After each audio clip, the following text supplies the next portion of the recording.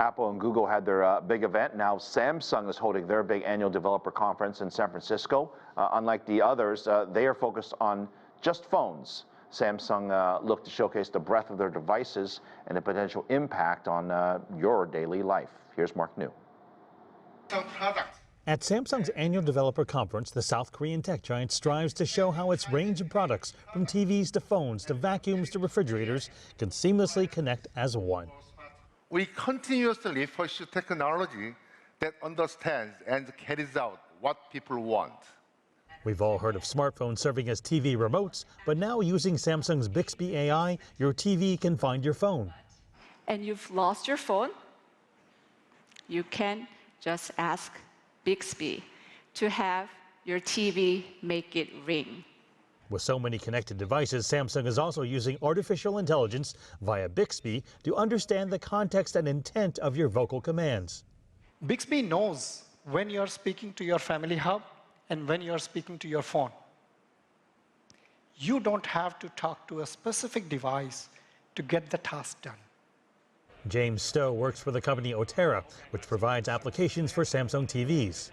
Because of devices, from your kitchen to your phone to your wearables, it's all logging data, it's all figuring different ways to surface information that'll help you in your day-to-day, and that's going to, change other jobs, and it's going to eliminate some altogether. And Samsung is using computer vision and artificial intelligence to connect all your kitchen appliances. Take, for example, this oven. I pop it in here. Artificial intelligence automatically recognizes it's a pizza. All I have to do is press start. It knows how long to cook it. And over here, the refrigerator, smart fridge, is connected so I can monitor it, look at it, and also see how it's changing. When your pizza is done, the system will create a 10-second video clip of your masterpiece that you can upload to social media.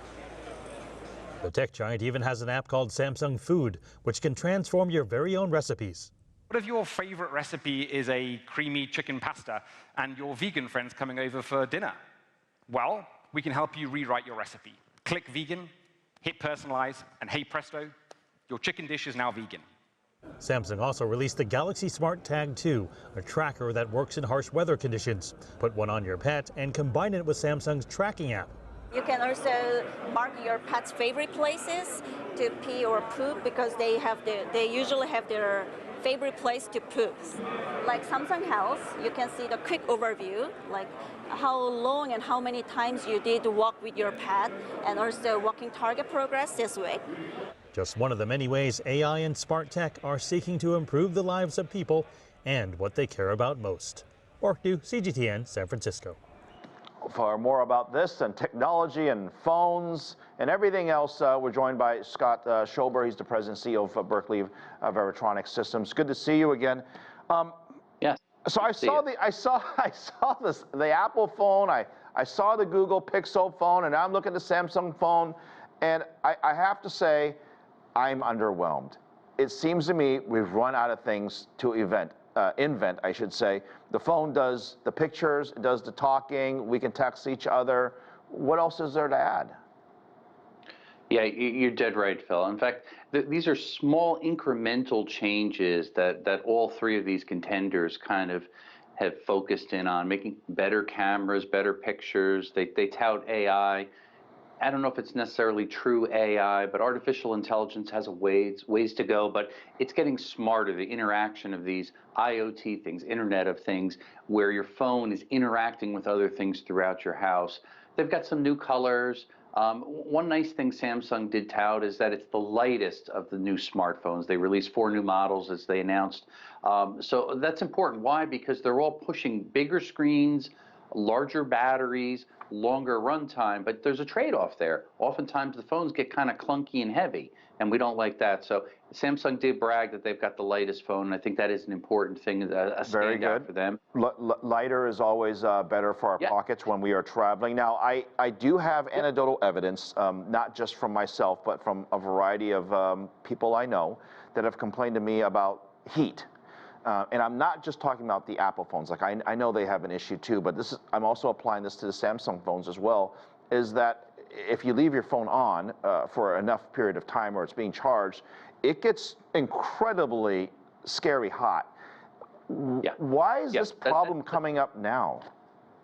Well, again, the larger the battery, it's got to put more current in there, and therefore it's pushing more. I always recommend to people, suggest at least, maybe turn your screen off while it's charging. Don't have the screen on and leave it running, because I see a lot of people doing that because they want to glance at the phone and keep it going. Turn the brightness down a little bit. Anything you could do to reduce that heat a little bit while it's charging, because they are very fast chargers, and with these large batteries, there's inherent risk there. Obviously, the potential if something goes wrong, it becomes a bomb. You don't want that to have happen, especially if it's in your pocket or near your bedside or something like that. So you want to use caution and common sense and keep it out of direct heat. It sounds crazy, but you're sitting on a beach. That's not the spot you want to have your phone charging with the sun beating on it, because it's going to get really hot. And wireless charging is really not there yet. It's slower. You have to have the alignment exact for all the phones. They all have wireless charging. It's cool. It's convenient. It doesn't work great yet, so it's still in the works. Well, I think, if the battery just would last longer, we wouldn't need to worry about charging it. Exactly. We would think that the first would solve the second. I want to ask you this. The phones, a number of surveys that we've seen show that people, of course, everybody wants a new phone, but the appetite for upgrading your phone is certainly not as high as it used to be. And I think part of the problem is that, one, is price. Two, you mentioned it earlier, is that the features are only incrementally better. This trend is not a good thing. That's not what Apple and Google and Samsung want to hear, right? They want us to throw away our phones right now and go get a new one, but that's not what the consumers are saying, at least in the survey. What's going on? Yeah, brilliant point you make. Phones have gotten so good that there's not necessarily a reason to upgrade. You can't really tell incrementally the camera is that much better unless you're a photographer. Most of us are not professional photographers, and hence we don't need to have the best and the latest, greatest lenses on our phone. So it's important to kind of put it in perspective. Price is an issue. All of these phones keep creeping up on the price, which means that we're paying a little bit more each month because it's stretched out. Now, most people are not doing 2-year plans. They're stretching it to 3-year plans or more. And keep in mind, one thing is, look at economies. Globally, U.S. is on a downturn. China's been on a downturn. Mobile phones, smartphones globally are about 6.1% decrease. In the past 10 years, this is the worst year of declines in sales of smartphones. 1.15 billion smartphones only. That's significant. So about a big drop in that, which is making customers kind of say, well, if I don't see anything really new and exciting, why upgrade? I'll wait another year. I'll wait till the next model. I have a rhetorical question specifically on this, Scott. Now, you got to give me an honest answer. Is it true that these phones make our screens easy to break and the batteries die easily, so that we're forced to upgrade when we actually don't want to upgrade? Yeah, I think planned obsolescence, of course. These are tech companies. They sell technology. They want you to come back. And they can play around with the firmware so your batteries don't last as long. Apple's been guilty of that and caught, and they apologized and had to upgrade firmware. And the other companies are not much different. They all plan for them to last only so long. And that's part of the build and part of the design.